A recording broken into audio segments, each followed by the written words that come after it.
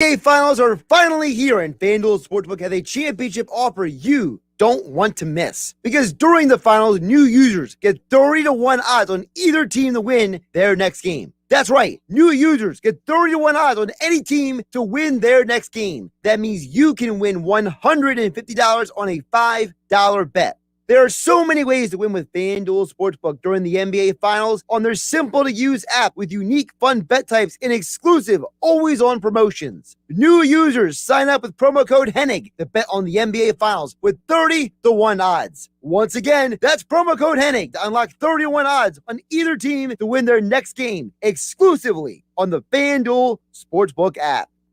Must be 21 or to play and present in New Jersey. New users only. Must wagering designated offer market. $10 first deposit required. $150 max bonus. See full terms at sportsbook.fanduel.com. Gambling problems? Call 1-800-GAMBLER. A Town Square media station serving all of South Jersey. This is 97.3 ESPN, home of the Philadelphia Eagles. They got him! WENJ HD Millville, Atlantic City. This is Game Night with Josh Hennig on 97.3 ESPN and the free mobile app. Now, live from the Matt Black Kia Studios. What a move! Here's Josh Hennig. Josh Hennig here on Game Night. Welcome back here Tuesday after July 4th weekend. We are back live in your lives on 97.3 ESPN FM, the 97.3 ESPN mobile app. And we are live on Facebook, YouTube, and Twitter, where you can watch the show. Join the conversation at 609-403-0973 in the text board. Also, comment on the stream on below if you watch on Facebook, YouTube, Twitter. Just find 97.3 ESPN. Bryan Toporek, co-host of the NBA podcast, Forbes Sports NBA writer, will join us coming up at 6:20 to preview the NBA Finals. Game 1 tonight, coverage at 8 p.m. on 97.3 ESPN. Also, the latest Ben Simmons trade rumors. I was telling Mike Gill, I don't put a lot of credibility into all these reports. I call them rumors.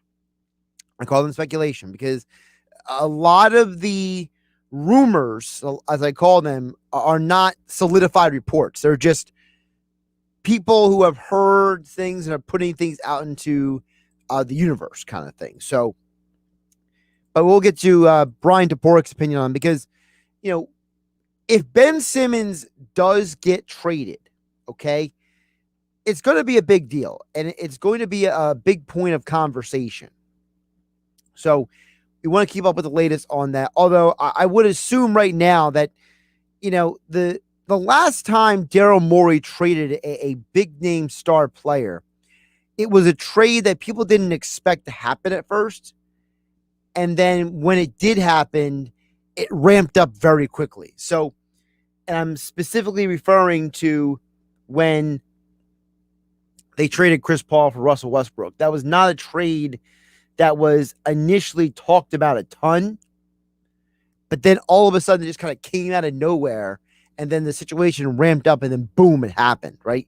So I kind of feel like you have a situation like that where it's going to be, if there is a trade, okay, that you will have a situation where that's how it'll play out. So we'll get to all that with Bryan Toporek coming up here later on 97.3 ESPN FM here on Game Night. Josh Hennig hanging out with you. I want to start, though, with a little bit of perspective on the NBA Finals and get to the Phillies in just a moment. The Phillies lineup is out. They play the Chicago Cubs tonight. But I'm really looking forward to this NBA Finals. I think this NBA Finals could potentially go down as one of the more entertaining finals that we've seen in a long time. I think people who don't know basketball are going to look at it sideways. But if you are a sports fan, if you are a basketball fan, this has everything you've ever wanted. This game has star power with the two-time league MVP, Giannis Antetokounmpo, a future NBA Hall of Famer, one of the greatest point guards of all time, Chris Paul. You have Devin Booker, who is a rising star in this league, just turning into a superstar. DeAndre Ayton, the former number 1 overall pick, who's turned out to be one of the, you could argue Ayton is a top 10 center in this league right now. Chris Middleton, who, if his stock hasn't risen in the last few games for the Bucks, I don't know when it's going to, because he was single-handedly a huge part of them getting to the NBA Finals. And then Drew Holiday, who's been an all-star, a guy who filled the Giannis void very admirably in those 2 games without him when they had to beat the Hawks. So you have stars, you have big names, you have talent all over the court, but you also have storylines. None of the players in this NBA Finals have ever won an NBA championship. There's no NBA championship experience on this floor. This is the first time this has happened since the Portland Trailblazers played the Philadelphia 76ers back in, 77, 78? So you're talking about a situation where you have nobody who can be the I've won a championship before guy in the locker room. Nobody can say that. That's an amazing storyline to go with this game. Also, the coaches, Budenholzer, I have, along with everyone else, has criticized this guy left and right as a head coach, and now he's in the NBA Finals. The Finals. He has a chance to put a ring on his finger for winning a championship after being one of the most ridiculed coaches in the league over the last 6 years. How about the story of Monty Williams? Monty Williams was coaching in the NBA, and he left coaching altogether. He wasn't fired. He left coaching because of a death in his family. Yeah. Monty Williams wasn't even around the NBA. He was gone. Okay? When his wife died in a tragic accident, Williams left coaching altogether. And he was like, I can't do this anymore. I got to spend time with my kids. I can't be an NBA coach, head coach, assistant coach, anything. Few years later, he comes back. He joins the Spurs front office in an advisory role. Then Brett Brown brings him in to be an assistant on his coaching staff. He was one of 7 guys who got second interviews for the Suns job when James Jones got the GM job. And now he's in the NBA Finals. I mean, there's stories for days with this NBA Finals. Giannis stays in Milwaukee, doesn't go get the big team contract somewhere else. He doesn't leave the Bucks, doesn't force his way out, helps get them to the NBA Finals. Chris Paul, think about all the teams Chris Paul has been on that he never, ever got to the NBA Finals. First of all, that Rockets team probably could have got to the NBA Finals if it wasn't for injuries and for his team shooting like garbage from three-point land in that 7th game. Chris Paul is one of those talented Clipper teams. They never even got to the conference finals, those Clippers teams. That part was because of Chris Paul's own injuries. Part was because of Blake Griffin injuries. There's a variety of things that happened down there in Los Angeles, the Clippers. And he was on those Hornet teams that had talent. Him, Dave West. Good players on those teams. Didn't work out. But no, it's this Suns team that got him there. And at 36 years old, Chris Paul has a chance not just to play in the NBA Finals, but to win an NBA championship at the end of his career. And it almost has that feel of, like, remember when Dirk Nowitzki got to the NBA Finals 10 years ago? And it was like, hey, this is Dirk's last chance. And JJ Barea stepped up.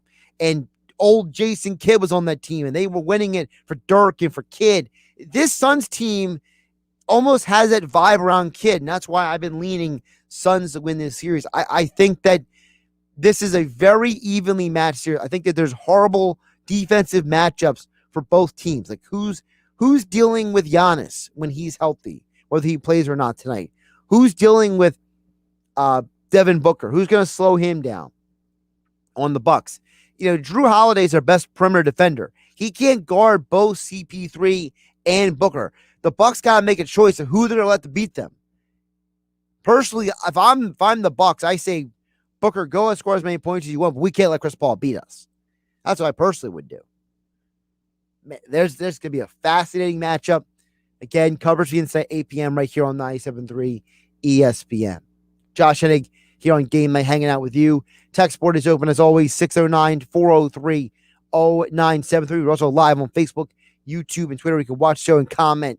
Just follow at 973 ESPN. Bryan Toporek will join us more coming up in 10 minutes. Talk more about the Sixers and the NBA. Now, on top of all that, we got the Phillies with that crazy win yesterday. I mean, they just blasted all those home runs yesterday to the Phils. And tonight's lineup should probably tell you something about where this team is going. With Segura out there, Realmuto, Harper, McCutchen, Hoskins, Gregorius, Bohm, and Jankowski. You have a team that I think they're feeling themselves a little bit tonight. I think that they know that they can hit again. I think that they have an understanding that they can win ball games, starting to get that winning feeling again. Now, I don't love the lineup.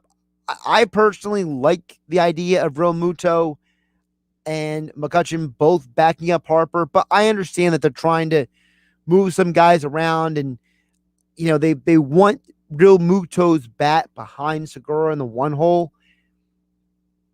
So I get it. I don't love it. I would have put Gregorius in the 2-hole personally, and I would have bumped Realmuto down to the 5, but that's just me. I think they're banking a little too much on the Rhys Hoskins home run factor. I know that Kevin McCormick and I were arguing about this. Not arguing, but disagreeing about it, and pretty aggressively over the weekend. But listen, if you look at this team, this Phillies team, here's the deal. Rhys Hoskins, he's hitting home runs, right? But in his last 15 games, he has 6 home runs, 13 RBIs, but a .214 batting average and a .323 on base percentage. So Hoskins is basically turning into a hit home runs or do nothing guy. Not a fan of that. Not a fan of that style of baseball. I remember for years the guys who were like that. And listen, I love home runs as much as the next guy, but I don't love guy who hits home runs and then does nothing else. And I hope this is not the case, but there's a part of me that's starting to wonder, is Rhys Hoskins turning into an Adam Dunn prototype? Adam Dunn would go out there and he'd hit all those home runs, and he had those miserable batting averages. 1 year Dunn he had 40 home runs. What was it? 5 straight years. And his batting average got worse for 3 straight years. He went from 266 to 247 to 234. Come on, man. You can't be hitting that many home runs that your batting average just dropped precipitously. I never understood baseball player who all he does is hit home runs and does nothing else. I think it's bizarre to me. And I'm hoping the Hoskins doesn't turn into that. I think he could be better than that, but there's a part of me that wonders, is this all he's ever going to be? Is he just going to be a guy who hits home runs, gets some RBIs, but has a poor batting average? He's inconsistent. He's always a great fielder at first base. He should be a DH in the American League. Listen, maybe him hitting well is actually help the Phillies to trade him. Maybe it's one of those deals where if he hits all these home runs and plays well enough, the Phillies can parlay him on a hot streak into getting maybe some better players for this roster. It's possible. I mean, remember the Red Sox did this back in 2004. Remember when they traded away Nomar Garciaparra? People were like, how can you trade away Garciaparra? He's this great hitter in your lineup. And what happened? Garciaparra's career was never the same. He kept having injuries. He fell apart. His career just started, just going downhill after the Red Sox traded him. But the Red Sox traded him before he started going downhill. Now, Hoskins is not as old as Garciaparra was at that point in time. It's probably like a 4 or 5 year age difference. But the point is that sometimes you got to trade a guy before he loses value. And I just believe that there's a possibility for the Phillies to trade him and get something very good in return. Because if he gets hitting these home runs, okay, if he gets going out there and keeps smashing the ball around, if I'm the Phillies, I call an American League team and I see what I can get for him. That's what I would do. Listen, right now, he is 9th in the National League with 19 home runs. And just back in 2018, he was 7th in the National League in home runs. He's been in the home run derby. He is a bona fide home run hitter. We know that's what he can do. And we know just a couple of years ago, he led the National League in walks. So you can take this hot streak right now that he's on and tell a team, look, I got a guy who's 28 years old. This guy is a bona fide slugger. I know that fill-in-the-blank team needs a DH. You're in a playoff hunt. How about we trade you this guy? And maybe we can get some players in return. And he's not going to cost you a lot of money. It's not like he's on this crazy contract. Trade him before you have to sign to a contract. Trade him, get something in return for him. It's going to have value. He's only making, $4.8 million this year? So he's arbitration eligible next year. The earliest he'll be a free agent is 2024. So you're giving him to a team at 28. He's supposed to be entering the prime of his career and say, I'm giving you a power hitter. Who needs a power hitter? Somebody needs a power hitter? Here you go. You got a pitcher I can use. You got a center fielder I can use. Let's go. Let's have a conversation. That's what I'm doing. I'm Dave Dombrowski. I don't hate Rhys Hoskins. I just think that there's no better time to trade him than now. This is where his value is. Right here, right now. You know what he is. I don't think he's ever going to be that much better than he is right now. And then if he does get better, if you get a very good trade in return, get a legitimate starting center fielder, maybe get another pitcher for this staff, Hoskins might be the key to that. All right.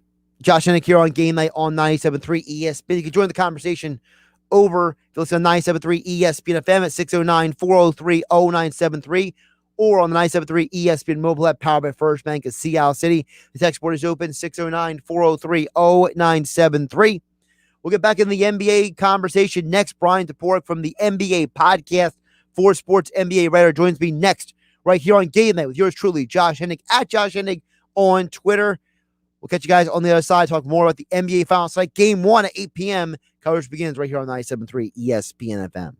This is the NBA Finals. The Phoenix Suns. 3. Oh, stop it! CP3, hotter than fish grease. The Milwaukee Bucks. Giannis head of steam, blows all the way down floor and lays it in. No one's going to stop Devin Booker and Chris Paul. Game 1 of the NBA Finals. Coverage begins tonight at 8 Eastern on ESPN Radio. The NBA Finals, exclusively on 97.3 ESPN FM.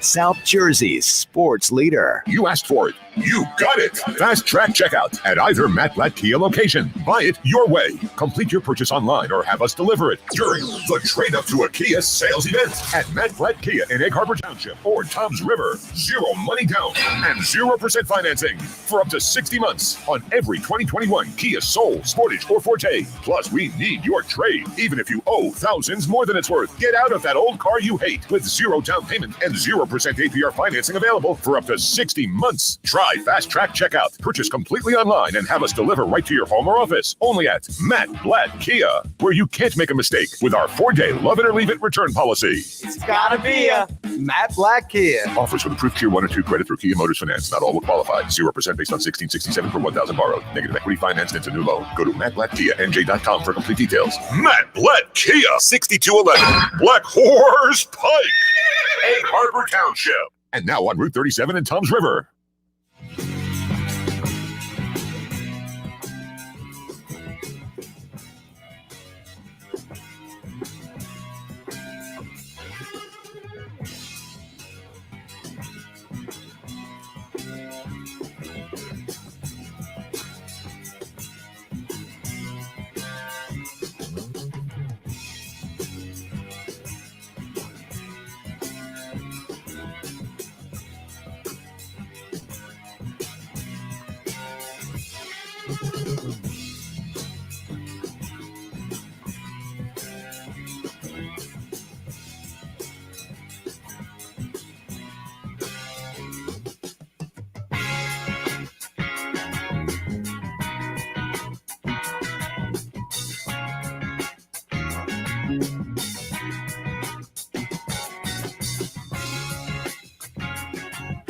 The NBA Finals are finally here, and FanDuel Sportsbook has a championship offer you don't want to miss. Because during the finals, new users get 30-1 odds on either team to win their next game. That's right. New users get 30-1 odds on any team to win their next game. That means you can win $150 on a $5 bet. There are so many ways to win with FanDuel Sportsbook during the NBA Finals on their simple-to-use app with unique, fun bet types and exclusive, always-on promotions. New users sign up with promo code Hennig to bet on the NBA Finals with 30-1 odds. Once again, that's promo code Hennig to unlock 30-1 odds on either team to win their next game exclusively on the FanDuel Sportsbook app.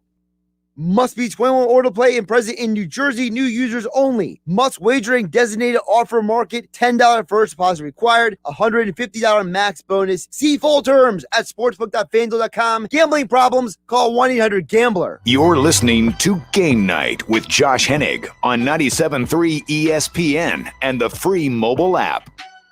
Josh Hennig here on Game Night on 97.3 ESPN. 97.3 ESPN mobile app. We are live on Facebook, YouTube, and Twitter where you can watch the show. Just follow at 973 ESPN on social media platforms. The NBA Finals Game 1 is tonight, and I am definitely looking forward to this. As I said earlier, to me, if you love basketball, if you love sports, there's just way too many great storylines with this NBA Finals. And the joining us to talk more about it is Bryan Toporek, the NBA podcast co-host, also right over there at Forbes Sports. Bryan, how you doing today? I'm doing well, Josh. How are you? I'm doing pretty good, Bryan. And listen, we can't zero in on just one storyline. There's so many storylines with this NBA Finals. You know, from Monty Williams and his personal journey to Budenholzer. Will he, is he going to exercise the demons? Chris Paul gets there at 36 years old. Giannis stayed in Milwaukee, got them there, kind of thing. There's so much going on here, but I want to ask you, which of the storylines is your favorite? Yeah, I think going into the series, my biggest question is just the status of Giannis Antetokounmpo, because he was listed as doubtful yesterday. He's now been upgraded to questionable today. So obviously, if you get the two-time MVP back into the lineup, that's probably going to determine how successful the Bucks are in this series. But in terms of like the legacy talk, I think I'm not as concerned with Giannis, given all of the individual accolades and how young he is. I think just from a overall narrative perspective, Chris Paul getting his first shot at a ring, and probably it's going to be his best shot at a ring. He's already 36, and not to say that the Suns don't deserve to be here. They absolutely do. They're a great team, but things broke favorably for them, as it does most title teams. Who's to say that will happen next year? So for his sake and for the sake of, at least one process Sixer, I'd like to see the Suns come out as champions here. It does have a feel also, what do you think of this, Bryan? That is almost like, remember when Dirk and Jason Kidd got to the NBA Finals 10 years ago? It was almost like, this is their last shot. They're ever going to get back here again. Then all of a sudden, there's a random dude like JJ Barea shows up, takes over the NBA Finals. That could be Cameron Payne. Easily. I could totally see the Suns turning this into rallying for the veteran player kind of situation. Yeah. Well, Cam Payne, too, has been, A, just really good throughout the playoffs, and B, I just trust the Suns' depth more than I do Milwaukee's, especially if Giannis is out. Dante DiVincenzo is another guy who's been out for most, if not all, the playoffs, and he doesn't come up because we've had so many, marquee players go down. But he's a quietly important player. He's akin to Danny Green in that regard, where no one's bringing up that Danny Green got hurt in that Atlanta series, but it wasn't a coincidence that the Sixers looked a lot better pre-Danny Green injury than post. So, not having Dante, we don't know about Giannis. All of a sudden, Milwaukee's depth, I trust Pat Connaughton off of their bench, and presumably Bobby Portis will start until Giannis returns. But after that, do you trust Jeff Teague? Do you trust Bryn Forbes if he's not hitting shots? Drew Holiday is going to have to play such an enormous number of minutes in this series. And that's where, if Cam Payne gets matched up against Jeff Teague for even 10 to 12 minutes in this game, he's going to have a field day. And that, it's not going to be the number one storyline, but if he scores 8 or 10 quick points against Jeff Teague before Budenholzer realizes, oh, I got to get Drew back in the game, they add up over time. By the way, I'm only bringing this up for just a chuckle, not to make fun of this person. Oh boy. I will bring it up on the screen so you can see it as well, Brian. Okay. There's someone who doesn't know that Dante DiVincenzo is injured. Oh no. Oh, he is indeed injured. In fact, yes, he is injured. But don't tell that to Jay Wright. Oh, Jay Wright Oh, literally Jay. just tweeted this at 6:17 p.m. today. Fired up for Mikal Bridges and Dante DiVincenzo in the NBA Finals. I mean, technically, they are both in the NBA Finals. One of them may not play. They are technically in the building. Yes. Yes, correct. Right. So, kudos, coach. I could not bring it up. Like I'm looking for Giannis news, and I see Jay Wright's tweet. Like, oh man, someone in the PR department did not do their job today.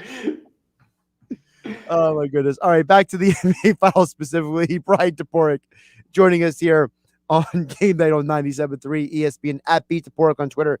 The NBA podcast is updated almost every other day, basically, as you guys go along. So. Which makes Mort happy because he has something else to talk about aside from the Denmark soccer team. Oh my god, I'm so excited for that to be over. It was funny because he talked about the patriotism and the nationalism with it on the podcast on Sunday, and I just started laughing because it was July 4th, the same day you guys. Right. Yeah, timing was not his best friend then, but you know what? I'm rooting. Go Denmark tomorrow, I guess, and then I don't even know when the final is, but. I'm ready to focus on basketball. Yeah, the basketball is where my focus is as well. But back to the basketball. And listen, this is not an all Suns love fest here. It's just that, I look at the Bucks and I just feel like with Giannis not healthy, because we don't really know. Either he does play, is he really going to be 100% tonight? Right. You know what I mean? And I mean, how do you stop the Suns if you're the Bucks? Like, it was really different with the Hawks because Trae Young was the primary perimeter weapon. Now you have two guys at the Suns. So, okay, if you stop or slow down CP3, Devin Booker can still go get 40, 50 points, right? And DeAndre Ayton, he's way better than Clint Capella is as a talent and as an athlete. So, and we know there were times that the Bucks had trouble with Capella in that last series. So, it's not that I don't think the Bucks can win, but I just don't see a path to victory for Milwaukee as currently constituted. Yeah, I mean, I think it definitely comes down to Giannis's health. If he misses a couple games in this series, or he plays, but he looks like Trae Young did in Game 6 of that Hawks-Bucks series, where he's just so clearly physically compromised. I mean, Giannis is a guy who, it's not like he's relying on jump shots as his primary source of offense. Like, he is going to drive to the basket and draw contact and be physical. So if that knee isn't right, that's really going to hamper his style of play. If he comes back and looks like even 80 or 90%, to be honest, I think there is a chance that Milwaukee could win this series. I'm definitely leaning toward the Suns. But in terms of how they defend, my podcast co-host Mort brought this up. If Giannis is healthy, I think at least an interesting curveball to throw would be putting Giannis on CP3, Drew on Devin Booker. I think, you'll assume the point guard. So Drew's going to be on Devin Booker. And then PJ Tucker is probably going to get the opening assignment on Devin Booker. But I think Drew is probably best equipped to guard him. And Giannis, just with that length on CP3, we know, he is a maestro of the pick and roll. And he's that mid-range game from the elbow especially. He's just been killing teams throughout the playoffs. But is he going to get that over the 6'11" frame? And I don't even know what Giannis's wingspan is, 7'5", 7'6", the giant outstretched arms of Giannis. Can he get that shot off? I think probably, but is it going to be as efficient as it has been throughout the rest of the playoffs? That I don't know. So I think that's a curveball that they're probably going to throw at some point. But I would guess, knowing Budenholzer, and especially if Giannis is out in Game 1, I would expect Drew on CP3, PJ Tucker on Booker, The Lopez Ayton matchup is going to be, it won't be as focused on as given the star power in the backcourt for Phoenix in particular, but Ayton has been really good in the playoffs, and he needs to win that matchup against Lopez because, I'm going to guess that the Bucks will stick, at least at first, with their typical drop coverage where they have Lopez close to the basket. But the problem is CP3 and Devin Booker are both very good in the mid-range. So if you chase them over a screen and you're goading them into taking those mid-range shots, they will happily do so. So how Lopez navigates that defensively, if he comes up closer to the screen, all of a sudden Ayton's going to be open. And if they can hit him on lobs or just, clean passes close to the basket, if he's able to take advantage of that or get Lopez into foul trouble, that's going to put the Bucks in a world of hurt. Now, with all that being said, if I could play a little hypothetical with you, if whoever loses this series, what happens to the Bucks or the Suns next? Like what happens offseason? Because for these two teams, you could argue this is an opportunity in a lifetime. Yep. You don't know if you're ever going to get back here. How many times have we heard fill in the blank team was supposed to be a dynasty, OKC Thunder, and they never were. They never got back. There's no guarantee you're getting back here. So if you lose this NBA Finals, what happens to these two teams in the offseason if one of them loses? Whichever one loses, I should say. Yeah, I think both of them, you'll run the cores back. Like Giannis, Drew, Chris are all under contract for the next couple seasons. Brook Lopez is as well. So, you don't have to worry about any major pieces leaving if you're Milwaukee, but you do have some of those unheralded bench guys such as Bryn Forbes and Bobby Portis, both of whom are free agents this upcoming offseason. And Bobby Portis in particular, and he didn't play very much in the Brooklyn series, but he was very good against Atlanta. He was good against Miami in that first round. He's probably earned himself, a pretty sizable raise, might have priced himself out of Milwaukee's range. So, for the Bucks, I think it's more just how do you round out the supporting cast around these guys? Phoenix is interesting because a year ago, if you told me that Chris Paul was really considering declining this $44.2 million player option that he has for the 21-22 season, I would have called you absolutely crazy. Now it seems like it's a near certainty. Bleacher Report's Eric Pincus reported, a couple weeks ago, I believe, that, multiple sources said that Paul is likely to turn that down. He's looking for something in the 3-year, $100 million range.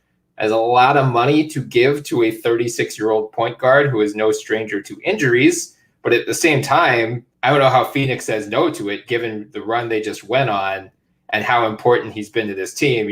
Ayton has been saying he's the best thing that's ever happened in my career. So I think you just kind of hold your nose and realize there's no guarantee he stays healthy. This might be your best shot that you're going to win. But if you lose Chris Paul, you're not going to be able to replace him with a player anywhere near as impactful. So, I think for both teams, it's just run back the main pieces. And then for Phoenix, much like Milwaukee, a guy like Cameron Payne, also a free agent, also has earned a substantial raise. So are you able to keep him and CP3, or do you have to go, digging around to try to find another backup point guard? But I think both teams should feel pretty good about where they are moving forward. I don't think either team is going to leave this series thinking, we need to blow this thing up completely and start over. Bryan Toporek joining us here on Game Night on 97.3 ESPN, at Beat Toporek on Twitter, the NBA podcast. Check it out. Go subscribe, download Apple, Spotify, wherever you get your podcasts. Bryan, let's flip over to the Sixers. I'm calling these rumors because I don't think almost any of these are legitimate reports. It's mostly just people just kind of putting stuff out into the universe, things that they're hearing. You know what I mean? And it's not. First of all, I'll just preface this: it's not a downgrade against anybody.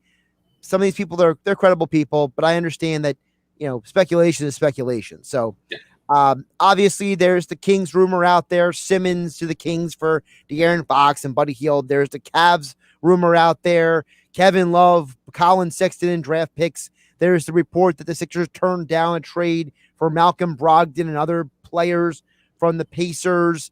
I've heard that the Warriors have called. I've heard that the Pelicans have called. I've heard that the Timberwolves have called.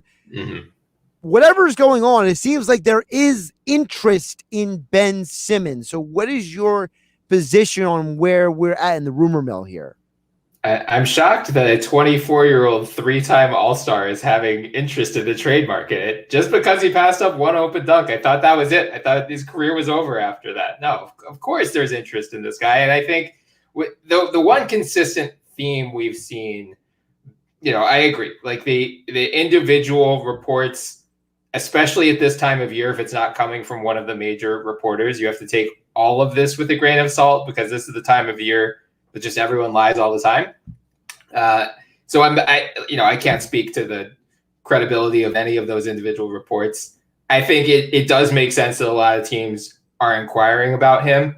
And just based on some of the, overall scuttlebutt throughout the league, it sounds like there's, his trade value is higher than what people would have believed coming out of that Hawks series. Like, yes, he needs to fix his shooting. That is, no one is arguing against that. But everything else that he brings to the table, his age, having him under contract for 4 more years, especially for a team like Cleveland or like Minnesota that isn't going to get a star free agent to sign with them, this is your best opportunity to get someone of Ben Simmons' caliber. So, what my read on the situation is he's not untouchable. I don't think anyone would pretend that Daryl Morey is just hanging up the phone every time someone calls about Ben Simmons. He will listen to these offers. But I think especially seeing what's happening in Portland with Damian Lillard, he's the guy who keeps coming up consistently in these rumors that, people are saying that the Sixers at least want to make a run at him if he does become available. I don't think that he does this offseason. So I think the Sixers have to weigh, do we take these offers now, many of which are probably going to be somewhat underwhelming. Like I think no matter what, you're probably going to be giving up the best player in the deal, but maybe you find pieces that fit better, or you can round out your supporting cast a little more. Or do we wait? And do we see if Portland gets off to a rough start next year, or Washington gets off to a rough start next year, Chicago, and then Damian Lillard asks out, or Bradley Beal says, goes to the Wizards and says, I'm not going to re-sign with you in 2022. Or Zach LaVine does the same thing to the Bulls. Because then, Simmons is your last big piece that you can trade, both in terms of his on-court value and then also his contract. It's, it's tough to match salaries and trades. He's got a big one. So if you're acquiring a star, he will be the easiest way to do so. So, I think Morey is going to shop him around and listen to offers, but I am becoming increasingly convinced that Ben Simmons will probably at least start the 21-22 season as a Sixer. Whether he finishes it, I think will come down to how much he improves this offseason and then what some of the other offers are between now. There's no pressure. If you don't get a good offer now, see what happens the first half of the year. The trade deadline is another opportunity to upgrade. So, there's no sense. Just because he starts the year as a Sixer doesn't mean he's going to end the year as a Sixer. Well, also things can change in 2 weeks. The NBA draft is 2-3 weeks away, right? So, yeah. What happens between now and then could change as well. And I've been saying this for a while, Brian. You tell me what you think. When Daryl Morey made the trades that he's made over the years, the Harden trade, the Chris Paul trade, the Paul for Westbrook trade, or any of those other deals, he didn't do it, and it was like everybody knew it was going to happen that way. Like people had like an idea, like, oh, this might happen, and then we all got blown away by the details. You know what I mean? Mm-hmm. So there's a part of me that wonders, like, is this the same situation where we're all being like, well, maybe not, and then one day we're going to wake up and just be blown away by some trade because it's just Daryl Morey doing Daryl Morey things. Yeah, that would not surprise me at all. And I think that's just a theme with most NBA trades. Like for every Anthony Davis to the Lakers where it's been rumored for, months on end, there are at least 5 where it's like this just came out of absolutely nowhere. And I think you're right. What we saw, especially during the draft last year, like getting off of the Al Horford contract as quickly as he did and bringing back an impact player like Danny Green, no one saw that coming. Same with Josh Richardson for Seth Curry. So, would it surprise me if Morey pulls another rabbit out of his hat and we see a team that no one is talking about as a potential Ben Simmons destination? That's where he ends up being. Totally. It's absolutely within the realm of possibility. Right now is when you're kind of laying the groundwork. Like this lead up to the draft is when you are calling all 29 other teams, or all 29 other teams are calling you and saying, what would you want for Ben Simmons? And if you can start to find a workable framework, whether it's just the two teams or, you can expand it, like Indiana, let's say, if they wanted, the Sixers want Malcolm Brogdon, but Indiana doesn't want Ben Simmons. Can you find a third team to send Ben Simmons to that has the pieces that Indiana wants? That's what the next 3 weeks are for. One more before I let you go, Brian. I always appreciate you jumping on the conversation. Bryan Toporek, the co-host of the NBA podcast here on Game Night on 97.3 ESPN. I have a listener who is very insistent that, and listen, I'm not saying this to diminish him, but he's very consistent in this opinion. And I want you to explain what you said earlier. Okay. You said that Ben Simmons is, he's a tradable asset because of a variety of things. This listener believes, and I've heard other people say this too, that no, you don't trade Ben Simmons, you trade Tobias Harris. That Tobias Harris is the guy you have to trade. You don't trade Ben Simmons. Do you agree with that? Do you disagree with that? Is Tobias Harris even a tradable player?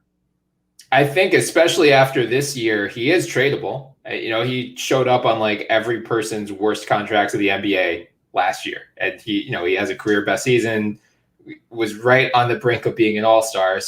And has one fewer year left on his deal. So is he tradable? Yes. Are you going to get a ton of value for him?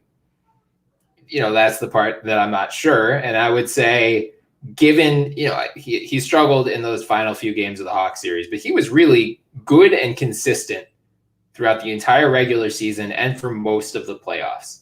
Like if you're looking toward what's going to help the Sixers get closer to championship contention, is it trading Tobias Harris and still having, if Ben Simmons doesn't improve at all offensively, we're still going to have the same problems that we've seen over the last few years?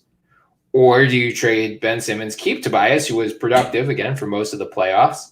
Maybe you can get a guy in here who pushes him down the offensive totem pole a little bit, so he's more of a number 3 option than a number 2. And then I think he'll be even more productive. So I wouldn't be opposed to trading Tobias Harris, but I don't think Ben Simmons is untouchable by any means this offseason. I think if you're looking at, it ultimately comes down to what you can get for both guys. Like if you can't get a point guard in a Ben Simmons trade, then I agree. It would be hard to move him because there aren't going to be many other avenues for the Sixers to get that type of player. But I also wouldn't say we have to move Tobias Harris because, Ben Simmons has all this upside, because he does in the regular season. We've seen he's a great regular season player, but we also know this is now the third straight, playoff series for him, or playoff run for him, I should say, in which his limitations were a major contributing factor to, I would argue, an earlier than expected exit for the Sixers. He's Bryan Toporek, co-host of the NBA podcast. He writes for Forbes Sports about the NBA. Also check him out on Twitter at @BToporek. And he joined us here on Game Night on 97.3 ESPN. Bryan, great stuff today. I always appreciate you jumping on the conversation. Of course, Josh. Always happy to come on. Thanks for having me. Josh Hennig here on Game Night on 97.3 ESPN. We'll get your guys' reactions to things that Bryan just said about the Sixers and the NBA Finals. 609-403-0973 is the text board to get on the conversation. Of course, we are live on Facebook, YouTube, Twitter, where you could jump on the stream and comment. Just follow at 973 ESPN. This is the NBA Finals. The Phoenix Suns. 3. Oh, stop it! CP3, hotter than fish grease. The Milwaukee Bucks. Giannis head of steam blows all the way down floor and leaves it in. No one's going to stop Devin Booker and Chris Paul. Game 1 of the NBA Finals. Coverage begins tonight at 8 Eastern on ESPN Radio. The NBA Finals, exclusively on 97.3 ESPN FM. South Jersey's sports leader. The NBA Finals are finally here, and FanDuel Sportsbook has a championship offer you don't want to miss. Because during the finals, new users get 30-1 odds on either team to win their next game. That's right. New users get 30-1 odds on any team to win their next game. That means you can win $150 on a $5 bet. There are so many ways to win with FanDuel Sportsbook during the NBA Finals on their simple-to-use app with unique, fun bet types and exclusive, always-on promotions. New users sign up with promo code Hennig to bet on the NBA Finals with 30-1 odds. Once again, that's promo code Hennig to unlock 30-1 odds on either team to win their next game exclusively on the FanDuel Sportsbook app. Must be 21 or to play and present in New Jersey. New users only. Must wagering designated offer market. $10 first deposit required. $150 max bonus. See full terms at sportsbook.fanduel.com. Gambling problems? Call 1-800-GAMBLER.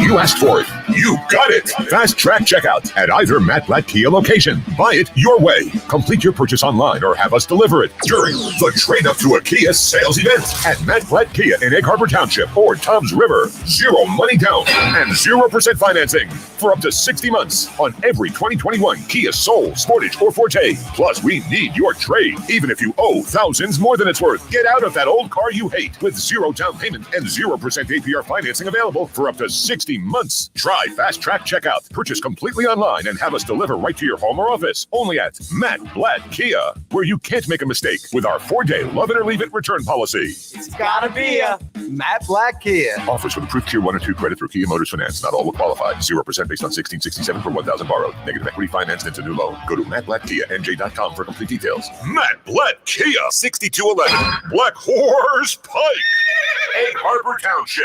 And now on Route 37 in Toms River. Now, more Game Night with Josh Hennig on 97.3 ESPN and the free mobile app. Josh Hennig here on Game Night on 97.3 ESPN FM. 97.3 ESPN mobile app powered by First Bank of Seattle City. And we are live on Facebook, YouTube, and Twitter. Don't forget, my friends, over at FanDuel Sportsbook, the NBA Finals are finally here. Game 1 is tonight, and FanDuel Sportsbook has a championship offer you don't want to miss. Because during the NBA Finals, new users get 31 odds on either team to win their next game. That's right. New users get 30-1 odds on any team to win their next game. That means you can win $150 on a $5 bet. So if you think Suns are a lock for game 1 and you're a new user of FanDuel Sportsbook, jump on there, use my promo code Hennig to get 31 odds on the NBA Finals with FanDuel Sportsbook. And there are so many ways to win with FanDuel Sportsbook during the NBA Finals. Their simple-to-use app has unique and fun bet types and exclusive, always-on promotions. And don't forget about the same-game parlays. Another opportunity, you win a big payday on a small bet. Once again, that's promo code Hennig to unlock 30-1 odds on either team to win their next game exclusively when you sign up on the FanDuel Sportsbook app. Must be 21 or to play and present in New Jersey. New users only. Must wager a designated offer market. $10 first deposit required. $150 max bonus. See full terms at sportsbook.fanduel.com. Gambling problems? Call 1-800-GAMBLER. As promised, we get to your guys' thoughts and comments here. Of course, you can chime in. 609-403-0973 is the text board. We're also live on Facebook, YouTube, and Twitter. You can comment on the stream. Couple things I want to follow up on what Bryan Toporek said there. One, I thought the point he brought up about Ben Simmons and people calling about him is very important to keep in mind, because there's a lot of times that when you look at a situation, you have to remove yourself from it and put yourself in a position to evaluate it properly. And I think part of the problem with the Ben Simmons, Sixers, and all these conversations is that people are not looking at it through the eyes of what is going on in the NBA today. The reason why people are interested in Ben Simmons, the reason why teams would consider acquiring him and give up anything of significance for him, is because of the fact of, number one, who he is. The resume is there. You can't deny the resume. You can talk about all you want about the missed dunk and the bad free throw shooting all you want.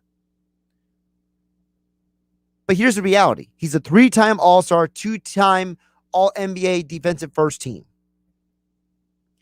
He's got a resume, number one. So people are going to be interested in that. Number two, keep in mind, is